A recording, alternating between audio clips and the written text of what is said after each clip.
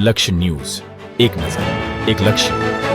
કલોલના garden city ખાતે જોશી પરિવારની અનોખી શોક સભા. ગાંધીનગર જિલ્લાના કલોલ શહેરના પંચવટી વિસ્તારમાં આવેલા ગાર્ડન સિટી રેઝિડેન્સી ખાતે નિવાસ કરતા અને કલોલના પ્રખ્યાત ભગવતી પતંગના માલિક દિલીપભાઈ જોશીની પત્ની વંદનાબેન દિલીપકુમાર જોશીના અવસાન બાદ તારીખ 30 ઓક્ટોબરે અનોખી અને સૌજન્યસભર શોક સભાનું આયોજન કરવામાં આવ્યું હતું.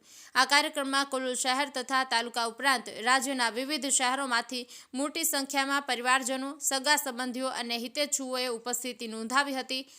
વંદનાબેનના દિવ્ય આત્માને શાંતિ શ્રદ્ધાંજલિ અર્પણ કરતા હાર્દ સ્પર્શી ભોજન તથા સંગીત દ્વારા શાંતિ પ્રાર્થના યોજાઈ હતી. ધર્મ, કર્મ અને પર્યાવરણ પ્રત્યેની અભિરુચિ દર્શાવતા આ અનોખા કાર્યક્રમમાં 1500થી વધુ તુલસીના છોડનું વિતરણ કરવામાં આવ્યું હતું. ઉપસ્થિત મહાનુભાવોને મંત્ર મશીન, પિત્તળની દીવી તથા પક્ષીઓ માટે ચણ આપવામાં આવી હતી, જે આ શોકસભાને આધ્યાત્મિકતા સાથે માનવીય અને પર્યાવરણીય મૂલ્યો જોડતી પ્રેરણારૂપ બનાવે છે. આ અવસરે સ્થાનિક ધારાસભ્ય, શહેર પ્રમુખ તેમજ અનેક રાજકીય હોદ્દેદારોએ પણ ઉપસ્થિતિ આપી અને જોશી પરિવારની પરોપકાર ભાવનાને પ્રશંસા કરી હતી. પરિવાર તરફથી જણાવાયું હતું કે વંદનાબેનનું જીવન સેવા, સંસ્કાર અને સૌજન્યનું પ્રતિબિંબ હતું.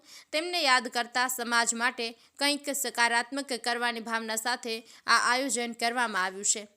લક્ષ્ય ન્યૂઝ, સંજય નાયક.